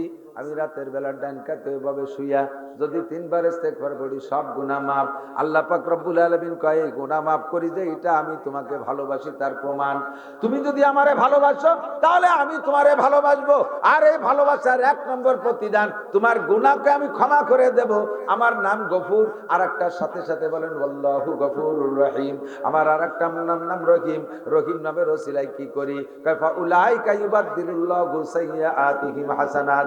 গফুর নামের কারণে ক্ষমা করে দেই, আর রহিম নামের ওসিলায় সমস্ত গুনাহকে ক্ষমা করে দিয়ে সমসংখ্যায় নেকি দিয়ে দেই। এই হলো আল্লাহর মধ্যে আর আমার মধ্যে ভালোবাসার বিস্ফোরণ। এখন বলবো যে আল্লাহ ভালো তো বাসি, ভালোবাসার কোন নিয়ম কানুন আছে নাকি? না মন মতো ভালোবাসলি হবে? কয় না, ভালোবাসার বয়সও লাগে, ভালোবাসার নিয়মও জানা লাগে। খেয়াল করেন, ছোট একটুক 3-4 বছরে পোলাপান নিয়ে অনেক সময় বাপরা বেশি ফ্রি থাকলে, বাপ বেটার মধ্যে সম্পর্ক ভালো থাকলে বসে বসে টিয়ার কি আরে 4 বছরের একটা পোলারে ছেলে বাপে বলতেছে, আব্বু তোমারে বিয়ে দেব, তোর শ্বশুর বাড়ি যাব, তোর শাশুড়ির চুল টেনে ছেড়বো, তোর শাশুড়ির দাড়ি টেনে ছেড়বো, এই আর কি। তো বাপের ছেলেরে কয়, বাচ্চার বয়স হলো 4 বছর, তারে কয় যে তোরে বিয়ে দেবো, তোর শ্বশুর বাড়ি এই অর্ব এই অর্ব। ছেলে তোর আব্বারে কয় তোরে বিয়ে দেবো, তোর শ্বশুর বাড়ি যাবো, এই অর্ব এই অর্ব। মানে ও মনে আছে বাপে যা কয় ওই আমার ক্ষতি হবে। কত বিয়ের মজা বোঝে না, বিয়ের মজা বোঝে নাকি? ও বিয়ের মজা বোঝে না, বাপে যা কইছে তাই ফেরত দিয়ে দিচ্ছে। ওর কি হিসেব আছে? তোর বাপরে যদি বিয়ে দেয় আর একটা নতুন মা আসলি, ওকে কয় মে ভূতির কপালে কি হবে? এ বোধ থাকলি তোর বাপরেও বিয়ে দেয়, কিন্তু মনে হচ্ছে কথার পাল্টা কইতে হবে তাই কয়। এলো 4 বছরে বলা, ওর বিয়ের বয়স হয়নি, বিয়ের মজা বোঝে না বুঝে বাপরে বিয়ে ফেরত দেয়। আর 25 বছরের যদি কয় যায় বাবা একটা মেয়ে দেখছি, কখন দেখতে যাওয়া যায়? ওকে যাবা সন্ধ্যের আগে যাওয়া যায় না? ওর বিরিফকে 12 মাস কাল রেডি, কারণ তো বিয়ের মজা বোঝে, ঠিক কিনা? তাহলে আল্লাহ তোমারে তো ভালোবাসি, কিন্তু ভালোবাসার কি বয়স আছে নাকি, কোন সিস্টেম আছে নাকি? কয় যে হ্যাঁ বয়স আছে। বয়স কি? সাবালেগ হওয়ার পরের থেকে আমারে ভালোবাসবা, এর আগে আমি ভালোবাসা চাই না। এই হলো বয়স। কতক্ষণ? যখন বিয়ের মজা বোঝে সেই সময়।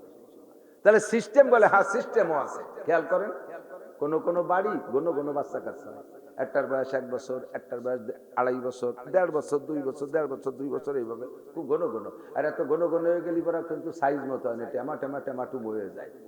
ওই গলা শূন্য, ভাষায় গোস্ত নাই, মাথা সাইকেলের সিটির মতো 3 কোনা, নাক দেশি এন পরে, কান দিয়ে পুষ পরে, সাই দক্ষিণ দিক দেখে উত্তর দিক, পেট এনতে শুরু হয়ে যে গোড়ায় বসছে, এইভাবে মাঠে পায়। তো সবচেয়ে ছোটটা কেবল বসতে পারে, আর ওর ইমিডিয়েটলি বড়টা একটু আটতে পারে, 1.5 বছর বয়স, বেশি বয়স। এভাবে ধারাবাহিক 7টা 8টা উপর দিক। তো বাপে বাইরে থেকে কিছু খাবার দাবার টুল্লা মুল্লা আনলি, তো ছোটটা রাতেই দেয়, ওরে রাতে দেয়। ও রাতে দিলে ওটা খুলে খাতে পারে না, ওরে খাওয়ানোর জন্য যেটা বড়রা আছে, ওরা যারা দেখে দৌড়ে যাচ্ছে, ওরে টুল্লা মুল্লা শুদ্ধ করলে নিয়ে একদিন চলে যায়, ও খায়, ওরেও খায়। ওর ভাষে যে 1.5 বছর এটা বসে রয়েছে, সে বাক্কা খায় না। আর ওর ওই শিশু সুলভ বুদ্ধিতে এতটুকু বলছে যে টুল্লার ভাগ পাওয়া যায় যদি ছোটটারে কোলে করা যায়। এরে কোলে না পারলে টুল্লা পাবো না। তোর কোলে করার জন্য প্র্যাকটিস করতেছে। কোলে 2 জনটা দাঁড়ালি 4 আঙ্গুল আপ ডাউন নাই, তাহলে ওরে কি কোলে আর এখান থেকে পেট তো 2 ডিগ্রি হইল। তবুও চেষ্টা হচ্ছে টুল্লা খাওয়ার লোভে যাইয়ে ধরতে যে গলা টলা জড়াইয়ে বইয়ের সাথে এরকম চিবিয়ে ধরছে। আটা দেশে পাউ পড়ায় ধরছে, তা পাউ পড়ায় ধরে গলা চিবিয়ে ধরে যদি খানিক সময় রাখে কতক্ষণ কোলে আরা যাবে? এর মধ্যে আধা মিনিট খানির মধ্যে জিভে টিভে বাড়ায়, চোখ বাড়াই যাচ্ছে। যারা বড় তারা এসে ঠেয়াইছে, তুই তো মারছিস। ও যে ছোট ডারে কোলে আছে, জিভে বার হয়ে যাচ্ছে, আর কিছুক্ষণ হলে তো এর শেষ হয়ে যাবে। একে কি মারার জন্য কোলে করতেছে না আদর করার জন্য? আদর করা, ভালোবাসার জন্য টুল্লা খাল লোভেই কোলে করতেছে, কিন্তু সিস্টেম জানে না, বয়স হয় নাই আর সিস্টেম জানে না। এই জন্য ভালো জানতে যে গলা চিবিয়ে মারতেছে। হিন্দুরা সিস্টেম জানে না, আল্লাহরে ভালোবাসে, ভগবান বলে সৃষ্টিকর্তার সৃষ্টি স্বীকার করে, কিন্তু সিস্টেম জানে না। আল্লাহরে শুয়োর বানাচ্ছে, আল্লাহরে বাঘ বানাচ্ছে, আল্লাহরে হরিণ বানাচ্ছে, আল্লাহরে সুসু বানাচ্ছে, আল্লাহরে ইন্দুর বানাইয়া মাটি দিয়ে বানাইয়া মনে করে এইটাই আল্লাহ। ভালো জানতে যে গলা চিবিয়ে মারতেছে। তখন এই বাউল ফাউল জৈট মৈশ যারা আছে, মাজারে টাজারে থায় দেন না, দাড়ি দিয়ে মোজ দিয়ে মুখে ঘিরে বেলাতে বুমরা ফাটার মতো। ও চা খায় কোন ভাগ দিয়ে, তাই সে মুখ খান খোলা রাখে নাই। মোষের লেজ উঁচড়ে দিয়ে তলে কাব্বা দাঁড়িয়ে, পরে মোষ ছাড়িয়ে দিয়েছে, পুরো মোষ চার কাপের মধ্যে। কোন রুচিশীল মানুষ ওই কাপে আর জীবনে দেখে চা খাবে? আমি আসতেছি ঢাকাতে, সে সময় আরিচার লাইনে লঞ্চে আসছে, লঞ্চের মধ্যে দেই যে দুধ চা বেচতেছে। আমি বললাম যে একটা চা দাও। তো দোকানদার হুজুর এই মুরব্বী দিয়ে নি, দেই যে সেই মুরব্বী একটা, ওই লালন শাহ দরবারের থেকে কোনতে আইসে আল্লাহ জানে। এই মোজ দিয়ে দাড়ি দিয়ে মুখই পুরো বন্ধ। আমি কই ঠিক আছে, ওনারে আগের দিন আমি দেখি উনি কোন ফুটো দিয়ে চা খায়, না দেখি আমি খাবো। পাকা মোজ বিড়ি খাইয়ে তাহলে কটা কটা হইয়ে দুধের ঘন দুধের চা কাপ এরকম দইয়ে মোষ উচড়িয়ে পরে দেশে ছাড়িয়ে পুরো মোষ কাপের দুধের চার মধ্যে। পরে যখন কাপ সরাইছে, কটা কটা মোষের সাথে দুধ চা মিষ্টি খাই যেন পাহা শিয়েন বাইয়ে বের করতেছে। আমি খাবো না চা, আমার দিয়েন না। ওই যে দুধ চার প্রতি একটা ঘৃণা লেগে গেছে, আজও আমার দুধ চা দেখলি তাই মনে পড়ে। জৈট এরা বাউল গান ফাউল গান দিয়ে আল্লাহরে ভালোবাসা দেখাতে চায়। কি কয়? ফাইনামাতু ওয়াল্লুবানি ফাসাম্মা ওয়াজহুল্লাহ জানি লা শারীকে সিজদা করি কবুল করো রব্বানা। ভান্ডারে তোর দরবার শরীফ, ঘুরে নুরে করে তারিফ। কেউ বলে মদিনা শরীফ, কেউ বলে খানায়ে কাবা, কেউ বলে নূরে মুস্তাফা, কেউ বলে হুবহু খুদা। ভান্ডারে তোর দরবার শরীফ, ভালোবাসতেছে আল্লাহকে, গলা চিবে মারতেছে, মাজারে সিজদা দেয়, পীরের দরবারে সিজদা দেয়, মান্দার কাছে মান্নত মানে, ইজেল কাছে মান্নত মানে, কবরে মান্নত মানে, এগুলো সব আল্লাহকে পার নামে যাইয়া ভালোবাসতেছে, আল্লাহরে গলা চিবে মারে। কথা বলেন ঠিক কি ঠিক না? আমার আল্লাহ মরে না, কিন্তু তুমি যাই লাস্টে আসামি হইয়া যাইবা। জি আল্লাহ, তাহলে ভালোবাসার সিস্টেম কি আর বয়স কি? বয়স আলো সাবালেগ, সিস্টেমটা এবার শিখে নাও। এবার নবী পাককে বলেন, নবী আপনি বলে দেন সিস্টেম কি? হুজুর এবার বলেন, যদি তোমরা আল্লাহকে ভালোবাসতে চাও, ফাত্তাবিউনি, কোরআন শরীফের আয়াত, ফাত্তাবিউনি, আমি নবীর অনুসরণ আর অনুকরণ করো। আমি নবী যা করি আমার সাথে তুমি তাই করো। আমি নামাজ পড়ি, তুমি নামাজ পড়ো। আমি টুপি পরি, তুমি এক যুবক আমার দিক, আমি টুপি পরি, তুমি টুপি পরো। আমি পাগড়ি পরি, তুমি পাগড়ি পরো। আমি এই কায়দায় চুল কাটি আর তুমি এই কায়দায় চুল কাটাও। আমি দাড়ি রাখি, তুমিও দাড়ি বড় করো। আমি মোষ কাটি, তুমিও মোষ কাটো। আমি নখ কাটি, তুমিও নখ কাটো। আমি মেসক করি, তুমিও মেসক করো। আমি জুব্ব পরি, তুমিও জুব্ব পরো। আমার প্যান্ট পাজামা লুঙ্গি টাকনুস পর্যন্ত সই না, তুমিও সেইভাবে পরবা। তো আমি ডাইন হাত আগে ঢুকাই, বাম হাত পরে ঢুকাই জামার মধ্যে। আমি পাজামার মধ্যে ডাইন পা আগে ঢুকাই, বাম পা পরে ঢুকাই। খোলার সময় বাম সাইড আগে খুলি, ডান সাইড পরে খুলি। আমি দস্তারখান বিছে খানা খাই, আমি মেসাক করে দাতন করি। আমি 5 ওয়াক্ত নামাজ পড়ি, আমি রমজানের রোজা রাখি। আমি হজ ফরজ হইলে হজ করি, আমি মাঝে মাঝে উমরা করি। আমার তৌফিক হলে যাকাত দেই, কুরবানির সময় আমি কুরবানি করি। আমার বউ বাচ্চারে মাঠ ঘাটে পাঠাই না, আমার বউ বাচ্চারে ডাঙ্গা বাতারে পাঠাই না, আমার বউ বাচ্চারে মার্কেট করতে যাইতে দেই না। আমি যেগুলো করি, মানে আতানি ফাকাদ আতা আল্লাহ, যে আমার অনুসরণ করলো সেজন্য আল্লাহরই অনুসরণ করলো। আমার আসানি ফাকাদ আসাল্লাহ, যে আমার নাফরমানি করলো সে আল্লাহরই নাফরমানি করলো। এই হলো সিস্টেম ভালোবাসা। কথা কি বুঝছেন? আমার ব্যবসা যেমন তোমার ব্যবসা তেমন, আমার ক্ষেত খামার যেমন তোমার ক্ষেত খামার তেমন, আমার মেম্বারি যেমন তোমার মেম্বারি তেমন, আমি যেমন চেয়ারম্যানই করি তুমিও এরকম চেয়ারম্যানই করবা, আমিও এমপিগিরি করি তুমিও এমপিগিরি আমার মতো করবা, আমি রাজনীতি যেমন করি তোমার রাজনীতি তেমন হবে, আমার শিক্ষানীতি যেমন তোমার শিক্ষানীতি তেমন হবে, কথা বলেন, আমার পরিবার নীতি যেমন তোমার পরিবার নীতি তেমন হবে, আমি বিচার বিশ্লেষণ যেমন করি তুমিও যদি ওই রকম করো, কুল্লু উম্মতি ইয়াদখুলুনাল জান্নাহ, আমার সব উম্মত আমার সাথে জান্নাতে যাবে, ইল্লা মান আবা, শুধু যার নাম হবে আবা ওইটাই জাহান্নামে যাবা। কি লা মান আবা ইয়া রাসূলুল্লাহ, আবা নামের কি আছে আমাদের মধ্যে? হুজুর বলেন মান আতানি দাখালাল জান্নাহ। আমার জিন্দেগীর 6টা ভাগ আছে, ব্যক্তিগত জীবন, পারিবারিক জীবন, সামাজিক জীবন, অর্থনৈতিক জীবন, রাজনৈতিক জীবন, আন্তর্জাতিক জীবন, 6টা জীবনের যারা যে ভাগের ভিতরে পড়ো ওই ভাগের সাথে তারা সেইভাবে মিল করবা, আমার সাথে জান্নাতে যাবা। আমান আসানি ফাকাদ আবা, আমার নামাজ ভালো লাগে, আমার রোজা তোমার ভালো লাগে, আমার তার দাড়ি টুপি ভালো লাগে, আমার পাগড়ি তোমার ভালো লাগে, আমার তবলিগ তোমার ভালো লাগে, আমার পীর মুরিদি তোমার ভালো লাগে, আমার তিলাওয়াত তোমার ভালো লাগে, এগুলো তুমি করো, কিন্তু আমার রাজনীতিটা তোমার পছন্দ হয় না। আমার রাজনীতি হলো কোরআনের রাজনীতি, আমার রাজনীতি আসমানি সংবিধানের রাজনীতি। এই যখন আমার রাজনীতি তোমার সামনে পেশ করি তখন তুমি আমার রাজনীতিকে অ্যাভয়েড করে তোমার দুনিয়ার নেতাদের রাজনীতির সাথে মিল হয়ে যাও। দোস্ত তুমি জেনে রাখো, আমার আসানি ফাকাদ আবা, আমার সাথে যে কোনো অংশে যদি বেয়াদবি করো ওই সাইডে তুমি ধরা খায়া যাবা। ভালোবাসার সিস্টেম আর বাঙ্গানোর দরকার নেই, গাছের গোড়া উঠার লাইন শিখে দিছি, আহিয়ালা বাঁশ দিয়ে দিছি, তাল গাছে উঠতে খাদে খাদে পাড়া দেবেন, উঠে যাবেন। নবী আলাইহিস সালাতু ওয়াস সালামের প্রত্যেকটা সুন্নাত ঠাট্টা করলে, ব্যঙ্গ করলে, উপহাস করলে ঈমান নষ্ট হয়ে যায়। একজন বড় লোক দস্তারখান বিছে খানা খাচ্ছে, আর এক বড় লোক এসে কয়, পয়সা কবরে নিয়ে যাবা? দুনিয়া জুড়িয়ে কামাই, ইন্ডাস্ট্রিজ, কলকারখানা, এখন ডাইনিং টেবিল বানাতে পারো না। মৌলবীকে মতো মাটিতে বসে খয়রাই থেকে মতো ভিক্ষুকের মতো খাচ্ছে। বলার সাথে সাথে ওই বড় লোকের বউ তালাক হয়ে গেছে, কারণ ও কাফের হয়ে গেছে, আর বউটা তো মোমেন, মোমেন আর কাফেরে বিয়ে থাকে না। তালাক মুখ দিয়ে দেওয়া লাগে না, বউ তালাক হয়ে গেছে। বউ তালাক হয়েছে, তাতে কি কি হয়েছে? 1 নম্বরে এটা যদি বিনা তবায় আবার কলেমা না পড়ে মরে, এর জানাজা পড়া যাবে না, কাফন পরানো যাবে না, মুসলমানের কবরস্থানে দাফন করানো যাবে না। আর ওই অবস্থায় বৈবাহিক জীবন যাপন করবে, স্ত্রী নিয়ে ঘর করবে, প্রত্যেক রাতে শোয়ার সময় থেকে নিয়ে ফজর পর্যন্ত তার আমলনামায় জিনার গুনাহ লেখা হবে। এরপরে বাচ্চা কাটার যে কটা পয়দা হবে সব জারজ সন্তান, হারামজাদা, জাইদুর বাচ্চা পয়দা হবে। কি মায়ের খাইছেন চিন্তা করতে পারেন? কেউ দাড়ি রাখছে, তারে তোর দাড়ি আমাকে বুড়ো ছাগলের মতো দেয়া যায়, কর সাথে সাথে তুমি কাফের হয়ে গেছে। দোস্ত হাসি সাদরাই উড়াই দিও না। ছেলেরে বাপে কয়, তোর কি দাড়ি দেখার বয়স হয়েছে?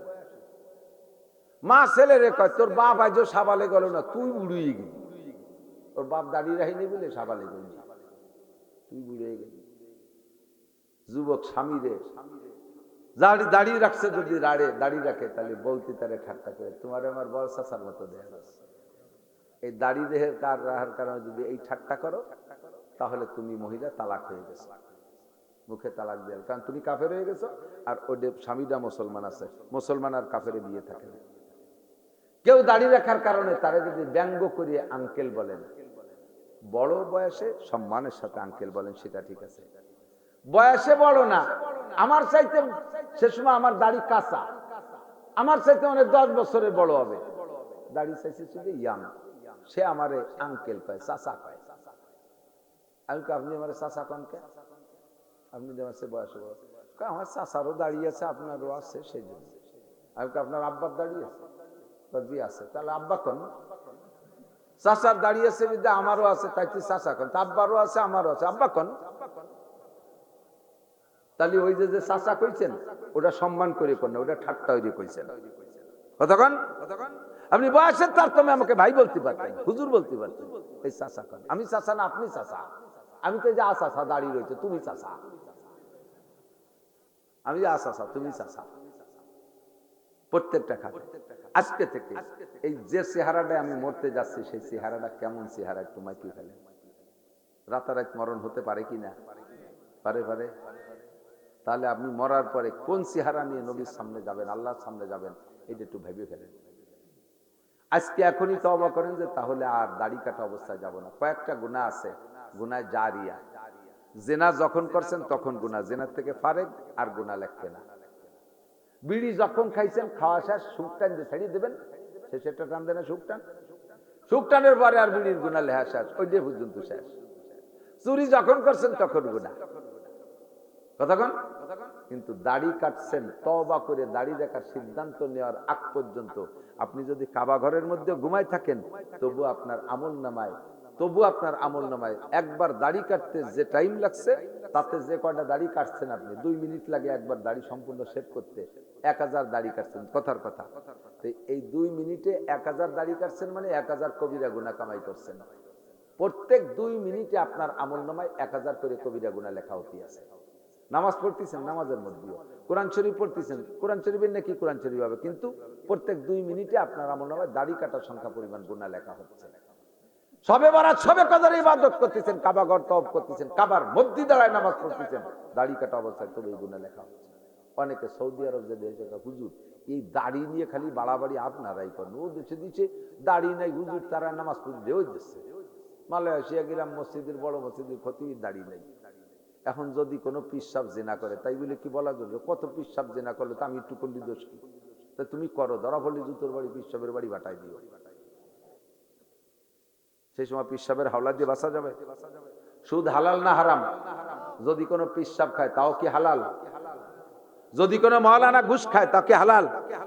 যদি কোনো পিসাব জেনা করে তা কি হালাল? কাবার ইমামও যদি ঘুষ খায় তাহলে কি ঘুষ হালাল? তাহলে ওকে হাওলা দিয়ে লাভ কি? আমি দেখবো কোরআন হাদিস।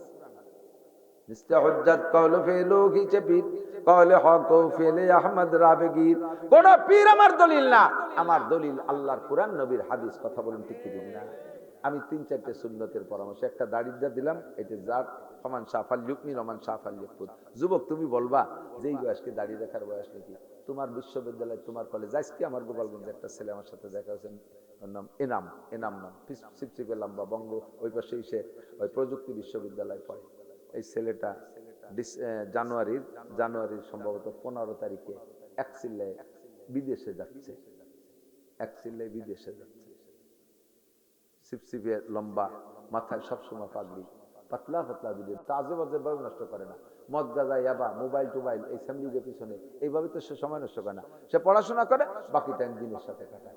সে যদি ওই বিশ্ববিদ্যালয় থেকে পারে, তুমি কেন পারবা না? তুমি কি জবাব দিবা আল্লাহর কাছে? বিশ্ববিদ্যালয়ের দোষ দিবা? ওই বিশ্ববিদ্যালয়, আমার গোপালগঞ্জে প্রযুক্তি বিশ্ববিদ্যালয়, 500-র উপরে ছেলে আছে এরকম দাড়ি টুপিওয়ালা, যারা রেগুলার নামাজ পড়ে, তারা দাওয়াত তাবলীগের কাজ করে, কোরআন পড়ে। সেই বিশ্ববিদ্যালয় পড়ে ও পারলো, তুমি কেন পারলে না? কি বলবা? বিশ্ববিদ্যালয়ের দোষ দিবা? তা ওই জায়গা তো ও পড়ে, ও খারাপ হলো নাকি? আর যদি ভালো হন, তাহলে আপনাকে কিয়ামতের ময়দানে আমার মতো হাজার মৌলবীর চাইতে আপনারা জেনারেল শিক্ষিত যারা আছেন, তারা যদি সুন্নতের মধ্যে আসেন, আমার মতো হাজার মৌলবীর চাইতে আপনার সম্মান আল্লাহ বেশি দেবে। কারণ আপনি প্রতিকূল পরিবেশকে উপেক্ষা করছেন, আর আমি অনুকূল পরিবেশ। আমার মাদ্রাসার মধ্যে কোনো বেপরদার বালাই নেই, আমার মাদ্রাসার মধ্যে থাকলে আমার নামাজ পড়াই লাগে। আমি হুজুর মানুষ, এটা আমার নৈতিক অভ্যাসে পরিণত হয়ে গেছে। কাজে আমার আমল করা সহজ, আপনার আমল করা কঠিন। আপনি করলে বেশি নেকি পাবেন। 2 নম্বর, আজকে থেকে মেসওয়াকের আমলটা কি করা যাবে? বিরাজ করেন, বিরাজ ঘরে আছে তাকে করেন। ডেলি কমপক্ষে ওযুর সময় একটা ডলা দেন। এই মেসওয়াক দিয়ে ডান পাশ থেকে বাম পাশে 3 বার ওযুর সময় ডলা দেবেন। এরপরে ওযু বানায় নামাজ পড়বেন। এক ওয়াক্ত নামাজের বিনিময়ে নারী আর পুরুষ যেই আমল করবেন, এক ওয়াক্ত নামাজের বিনিময়ে 70 ওয়াক্ত নামাজের নেকি দেওয়া হবে। 2 নম্বরে, যারা রেগুলার মেসওয়াক করে ওযু বানায়, তাদের মরণের সময় কলেমা নসিব হবেই হবে। 3 নম্বর, এই লোকটার জানাজার সময় 500 ফেরেশতা হাজির হবে। তাহলে কি এই কাজটা কি করা যাবে? কারা কারা একটু নিয়ত করতে পারেন? আমি হাত দেখতাম।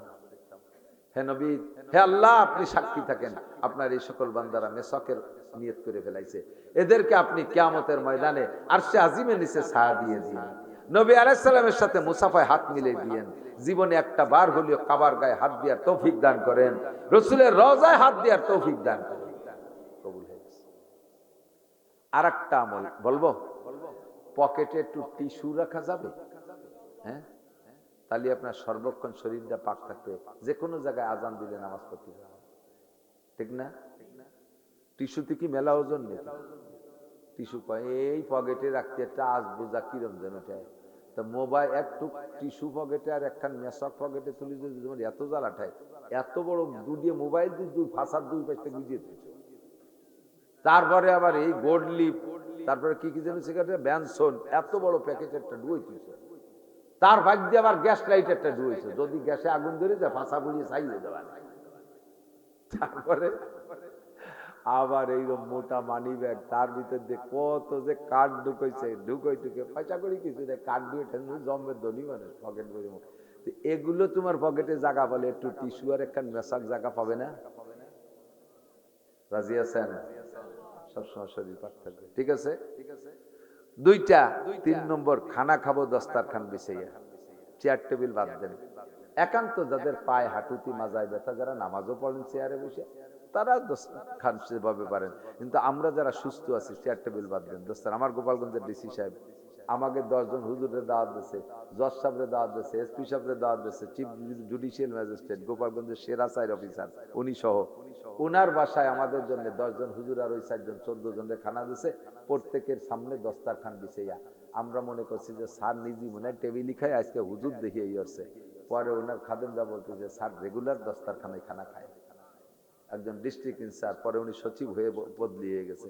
তো সে যদি দস্তারখানে খাতি পারে, তা আমি আপনি কি জমিদার হয়েছি? একজন ডিসির অফিস চাইতে তার আমরা গ্রামে যারা থাকে, আমরা তো বড় লোক হতে পারিনি। বড় লোক মানে ধনী আলাদা কথা, কিন্তু সম্মানের দিক দিয়ে তো সেই বড়। হ্যাঁ, ডিস্ট্রিক্ট কমিশনার, ডিসি। এত বড় মানুষটা যদি দস্তারখানে খায়, আপনার অপমানের কি আছে? কে কি বললো কিচ্ছু আসে যায় না। আমি দস্তারখানে ভাত খাবো, আমি 100 শহীদের সব কামাই করবো। পারা যাবে ইনশাআল্লাহ। আল্লাহ পাক এই সুন্নতের অনুসরণ করে নবী পাকের ভালোবাসা আর নবীর ভালোবাসার মাধ্যমে আল্লাহর ভালোবাসা অর্জন করার তৌফিক দান করুন, বলেন না আমিন। ভাষাগত ত্রুটি বিচ্যুতি মার্জনীয়, যা বলেছি শুনেছি আল্লাহ আমল করার তৌফিক দান করুন, সবাই বলি আমিন, সবাই বলি আমিন। আসন্ন জাতীয় সংসদ নির্বাচনের ব্যাপারে দুটো কথা না বললে নয়। যদি সত্যি আমাদের আওয়ামী লীগ যারা করেন, তাদের যদি আওয়ামী লীগের প্রার্থী না আসে, আপনার তো দেশের জনগণ ভোট দিতে হবে। নেতারা যেভাবে আপনাদেরকে ডিরেকশন দেবে সেটা আপনারা করবেন। বাকি 54 বছর পর্যন্ত আওয়ামী লীগ বিএনপি আমরা সবই দেখছি, জাতীয় পার্টি দেখছি, আওয়ামী লীগ বিএনপি দেখছি। হুজুর গেতোয়ার সংসদে এককভাবে দেখি নেই, ওই একটু জোড়াতালি দিয়ে ওই জোটের সময় গেছিল, তা যাইয়ে পিছনে ছাগলের 3 নম্বর বাচ্চার মতো বানবাগের কত না, খালি ফাঁসালা ফাতো আল্লাহ ভাইটা ভাই চলে গেছে, কিছু পাইনি। এবার যদি 8 দল ঠিক থাকে, 8 দল হুজুর গিয়ে 8-এর সাথে বলে আরো কারা কারা মেশছে, 13 দল হয়েছে। যাজ্ঞ 13 দল মিলে, সব দল মিলে ইসলামের নামে দলের পতাকা উড়াইতে চাচ্ছে। সত্যি যদি ঠিক থাকে, তাহলে এই পক্ষ থেকে যেই নমিনেশন পায়, আমরা একবার একটু ভোট দিয়ে দেখবো নাকি? কি পান কিরম হয় কারণ দেখি, যদি না পারে তাহলে 2 মাস পরে কবে যে হুজুর তোমরা নামও আসছে না তোমাদের দ্বারা। আমরা তো একত্রিত অসুবিধে নেই। আর আমাকে সরকার নামাতে জন্য বন্দুক লাগে না, শুধু ওই জায়গা যাওয়ায় জোরে নারাই থাকবে দেবে, এনসিপি কব আমাকে নাম, আর সরকার নেমে চলে যাবে। পালি কবে যে আমাকে নাম এনসিপি, এ করলেই সরকার নেমে চলে যাবে। তো একবার একটু ট্রাই করে দেখি, আমি তো তাই ভাবছি, আপনাকে মতামত কি জানি না। আমার বাড়ি তো গোপালগঞ্জ, আমার মাথায় কি কয় টুপিও আছে নৌকুমার্কা, আর গায়েও নৌকর গন্ধ। কিন্তু দেখতেছি যে এবছরটা একটু ট্রাই করে দেখি, দেখা যাক কি করা যায়। আমারও গোপালগঞ্জের থেকে 8 দলীয় জোটের থেকে প্রার্থী হওয়ার জন্য বহুত রিকোয়েস্ট করছে। না, আমি যে জায়গা আছি এই ভালো আছি, আমি এই মাস শেখাই বেড়াচ্ছি, আমাদের ওর মধ্যে নিও না, আমি হচ্ছে বেশি ভালো পারবো না। আমি বুদ্ধি দিতে পারি, কিন্তু বুদ্ধি পরিচালনা ব্যবহার করার যোগ্যতা আমার নাই। আমি এই জন্য এই জায়গায় থাকি। তো আমি এই ব্যাপারে ভাবতেছি, যদি সত্যি আমাদের উলামায়ে কিরামদের পক্ষ থেকে ভালো যোগ্য প্রার্থী আসে, একটাবার অন টেস্ট আল্লাহর ওয়াদা দেখি আল্লাহ কতটুকু পূরণ করে, আমরা একটু চেষ্টা করে দেখি, ঠিক আছে না ইনশাআল্লাহ? সুবহানাল্লাহি বিহামদিহি, সুবহানাল্লাহিল আযীম, সুবহানাকাল্লাহুম্মা বিহামদিকা, আশহাদু আল্লা ইলাহা ইল্লা আনতা, আস্তাগফিরুকা ওয়া আতুবু ইলাইক। আল্লাহুম্মা আমিন। ربنا ظلمنا أنفسنا وإن لم تغفر لنا وترحمنا لنكونن من الخاسرين. ربنا فاغفر لنا ذنوبنا وكفر عنا سيئاتنا وتوفنا مع الأبرار. ربنا هب لنا من أزواجنا وذرياتنا قرة أعين واجعلنا للمتقين إماما. আয় মেহেরবান আল্লাহ, গভীর রাত পর্যন্ত কনকনে শীতের রাতে তোমার নেককার বান্দা বান্দিরা বসে আছে। আমি গুনাহগার মানুষ, দূর থেকে এসে খানিক পাগলামি করলাম। যা পারছি বুঝেছি আলোচনা করে শাহী দরবারে ভিক্ষার দুখানা হাত তুলেছি। আয় আল্লাহ, এই সময় অনেক মানুষ ঘুমাইতেছে, আরামে ঘুমোচ্ছে, আমরা ঘুমোই নেই, গুনার ভয়তে এই জায়গায় বসে রয়েছি। তুমি আমাদের আজকে এই মুহূর্তে সবগুলো গুনাহ মাফ করে দাও। আয় আল্লাহ, অনেক গুনার আলোচনা করেছি, এই গুনাহগুলো আমরা করে থাকি। আজকে তওবা করছি, আজকে তওবা করছি। আল্লাহ, এই তওবার পর অটল থাকার তৌফিক দান করো, সুন্নতের পরিপূর্ণ অনুসরণ করার তৌফিক দান করো। আল্লাহ, তুমি যেমন আমাদেরকে ভালোবাসা দিয়েছো অসংখ্য নিয়ামত দিয়ে, আমরা তোমার কি দিয়ে ভালোবাসা দেব আল্লাহ? এক কথায় আমরা তোমাকে ভালোবাসি। তরিকা জানতাম না, আজকে তাও বুঝে নিয়েছি।